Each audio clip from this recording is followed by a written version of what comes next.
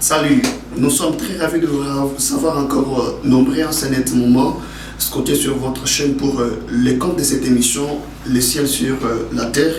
Je vous souhaite la bienvenue à ce nouveau numéro de cette émission, Le ciel sur la terre. Je bénis le Seigneur pour votre éléphantasque fidélité à cette chaîne. Je dis aussi merci à toute l'équipe technique qui nous tient compagnie pour ramener cette émission même en dehors du pays afin que les âmes soient ramenées à Christ. Ainsi, je vous invite déjà à prendre les Bibles, je dis les Bibles de tout un chacun de vous, parce que nous allons lire la parole du Seigneur et nous allons la partager ainsi que toute la gloire revienne à l'Éternel. Alors, je vous invite à lire deux passages. J'aimerais qu'on lise d'abord dans le livre des Tite chapitre 2, le verset 6, 7 et 8. Et nous lirons également Exode chapitre 26, le verset 30. Commençons avec Tite chapitre 2, le verset 6, 7 et 8. Il est dit ceci, Tite chapitre 2, le verset 6 et le verset 7 et 8. Il est dit: exhorte de même les jeunes gens à être modérés et te montrant toi-même à tous égards un modèle de bonnes œuvres, vers et donnant un enseignement pur et digne. Et le verset 8 dit: une parole saine, irréprochable, afin que l'adversaire soit confit, n'ayant aucun mal à dire de nous. J'aimerais lire ces passages dans une autre version, toujours Tite chapitre 2. Je préfère qu'on lise la version Alfred Cohen qui fait vraiment du bien. La Bible dit ceci, c'est ce même passage, mais je voudrais transmettre cela dans une autre version. Il est dit: encourage aussi les jeunes gens à être raisonnables. Toi-même, donne en toute chose l'exemple d'une bonne conduite. Sois sincère et sérieux quand tu enseignes. Et que tes paroles soient justes pour qu'on ne les critique pas. Ainsi, nos ennemis ne trouveront aucun moyen de dire du mal de nous quand ils seront couverts de honte. Et je voudrais finir avec Exode chapitre 26. Exode chapitre 26, nous devons aimer beaucoup plus la parole de Dieu. Souvent nous allons à l'église, nous prenons nos Bibles que les dimanches et nous la lisons, après nous la déposons dans la maison. On reprendra cela encore les dimanches, alors que la parole de Dieu, c'est une nourriture de chaque jour. Nous lisons encore Exode chapitre 26. J'aimerais qu'on lise le verset 30. Il est dit: tu dresseras le tabernacle d'après le modèle qui t'est montré sur la montagne. Ainsi, nous bénissons le Seigneur pour la lecture de cette parole. J'aimerais que nous puissions partager ce message sur un thème: la responsabilité d'un ancêtre. La responsabilité d'un ancêtre. Commençons tout au début pour faire comprendre aux gens qu'est-ce qu'est une responsabilité et un ancêtre c'est qui. Alors, qui dit responsabilité dit une obligation de répondre à ses actions ou celles des autres.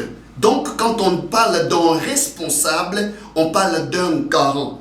Qui dit responsable dit celui qui, soit légalement ou moralement, assume une charge qu'on lui a confiée et pour laquelle il doit rendre compte. J'aimerais vous rappeler, vous et moi, que cette œuvre, c'est l'œuvre de Dieu. Vous et moi, un jour, on rendra compte à l'Éternel. Donc, vous chantez. Vous êtes fidèles simples, vous prêchez comme moi, et je ne sais pas ce que vous faites à l'église, protocole, intercesseur. Un jour, on rendra compte à l'Éternel. Donc, nous devons mettre cela dans la tête. Quand on parle d'un responsable, c'est celui à qui l'on a confié une tâche. Vu cela, il devient redevable. Donc, on te dit, tu dois faire ceci et cela. À la fin de cette mission, si il y a des erreurs, il n'y a pas d'excuses. Donc, il y a des choses que vous devez apprendre.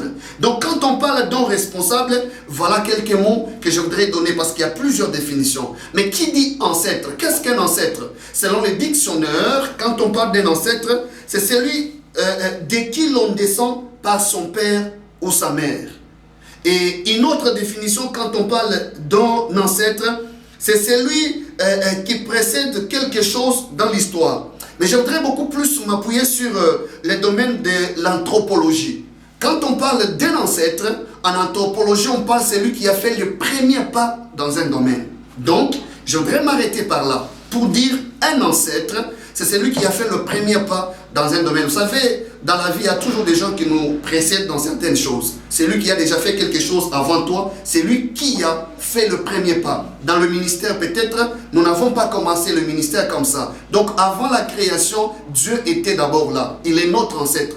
Après Dieu, il crée Adam et Ève. Adam et Ève deviennent notre ancêtre. Et comme il a échoué, Dieu nous a mis un autre ancêtre, nous les enfants de Dieu, qui est Jésus-Christ, qui est le dernier en fait Adam, qui nous a donné les traces, qui nous a laissé les traces sur lesquelles nous devons marcher. Alors aujourd'hui, je voudrais qu'on parle sur la responsabilité d'un ancêtre.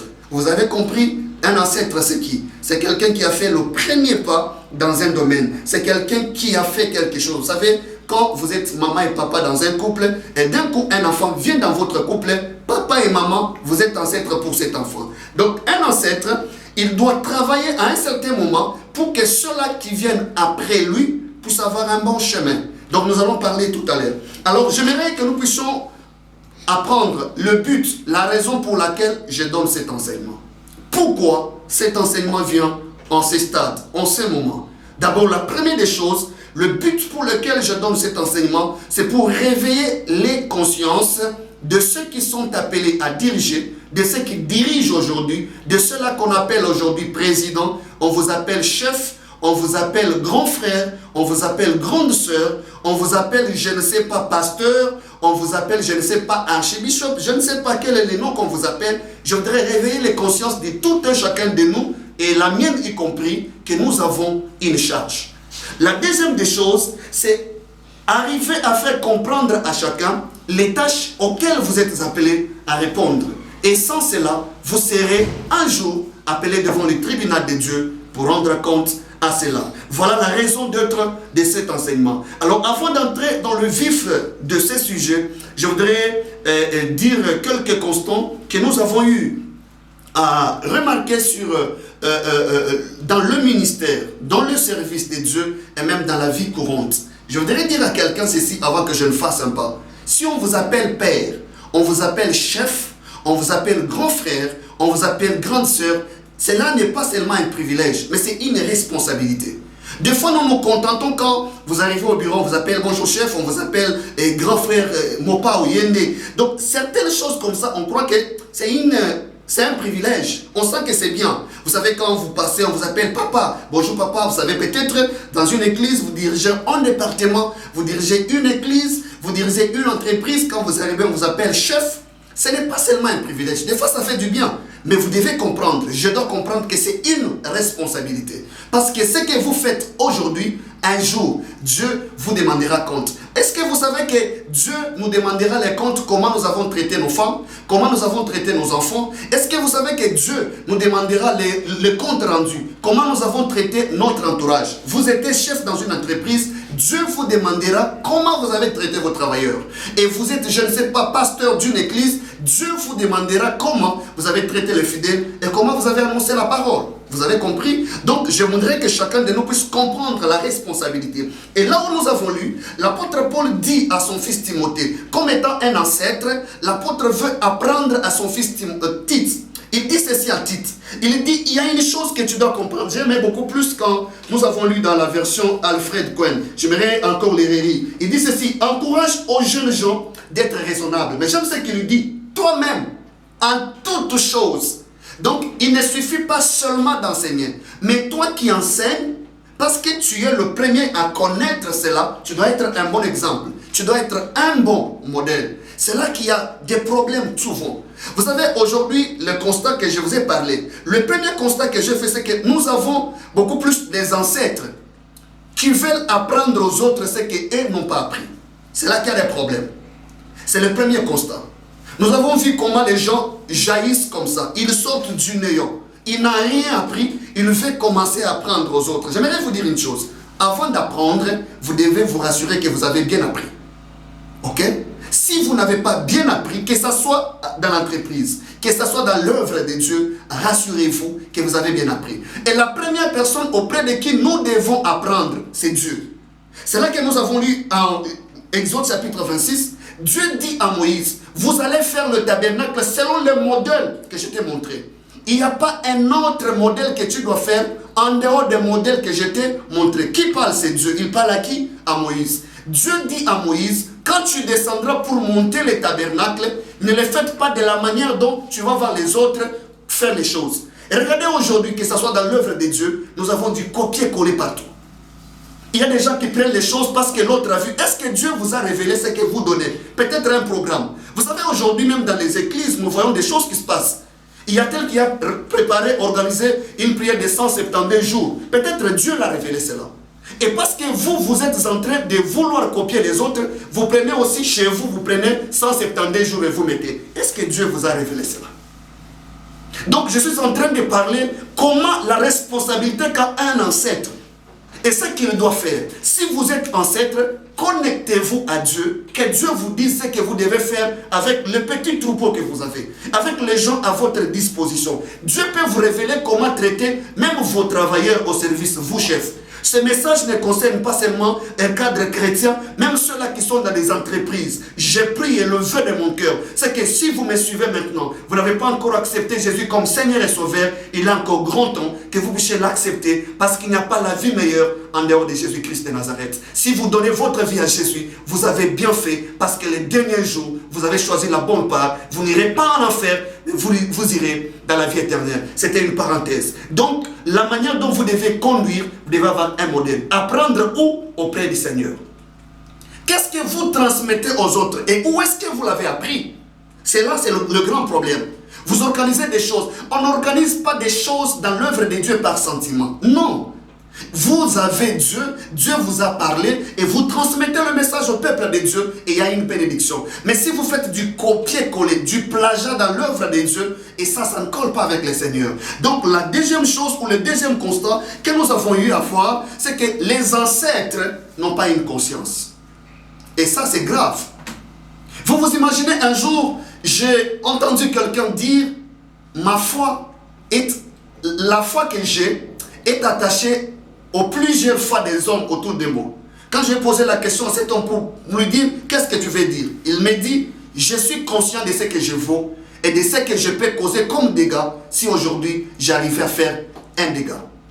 Donc, il vit avec une conscience.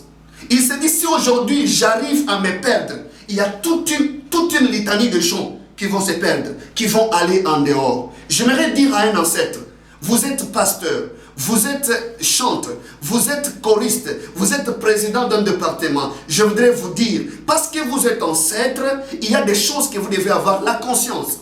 Soyez conscient qu'il y a des choses que vous ne devez pas faire, même si ça vous fait du bien. Même si tout le monde les faisait, vous n'êtes pas obligé de les faire. L'apôtre Paul dit un jour, il dit ceci, tout m'est permis, mais tout n'est pas utile. Donc il y a des choses que nous ne devons pas faire parce que tout le monde les fait. Nous devons les faire parce que Dieu nous a dit de faire. Le deuxième constat, c'est cela. Donc il y a des ancêtres qui manquent de conscience.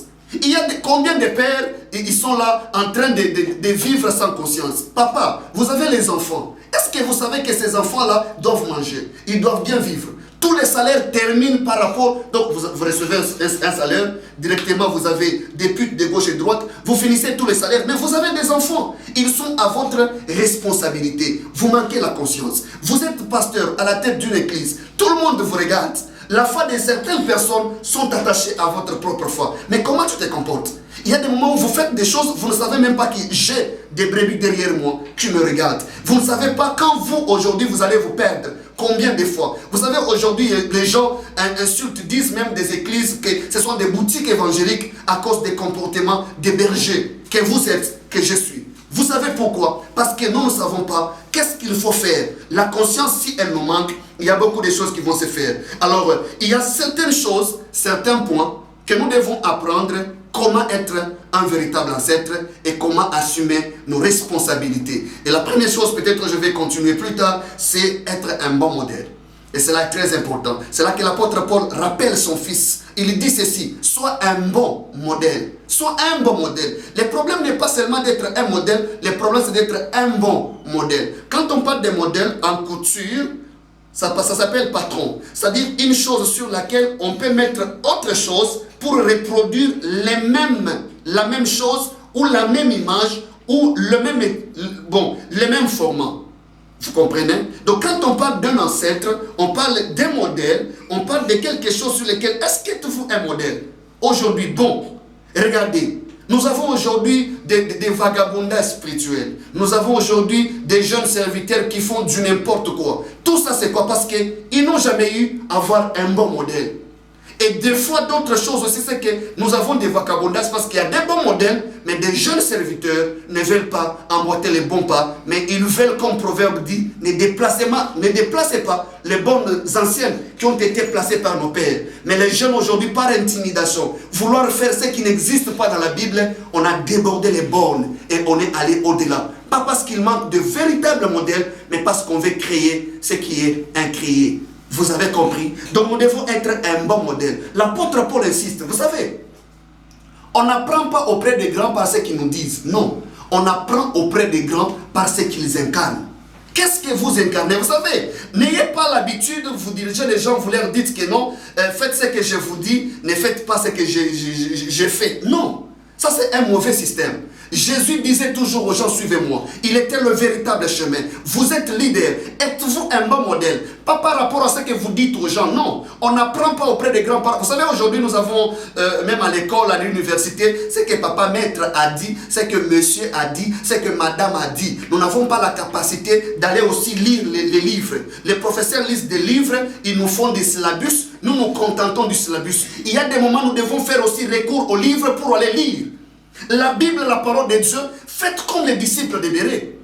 Aujourd'hui, nous avons ce que Dade a dit, ce que notre papa a dit, c'est ce qui est vrai. Non. Ce que votre père a dit, retournez à la maison, prenez la Bible, lisez la Bible. Et si ça se conforme avec ce que la Bible dit, gloire au Seigneur. L'apôtre Paul dit, soyez mes imitateurs, comme je le suis envers Christ. Vous savez, l'apôtre Paul demande aux gens d'être ses imitateurs parce que lui-même est l'exemple de Christ. Vous demandez aux gens de vous imiter, d'être comme vous. Êtes-vous vraiment le modèle de Christ? Voilà comment nous amenons les gens en dehors de la brousse. Nous amenons les gens en dehors de la parole de Dieu. Vérifions bien, chrétiens, quand vous vous réveillez le matin, la parole de Dieu. Vous savez aujourd'hui pourquoi on m'amène les enfants de Dieu comme ça, l'huile, l'eau, pomme, tout ce que vous voulez là? Parce que les gens n'ont pas la culture de la lecture de la Bible de Dieu.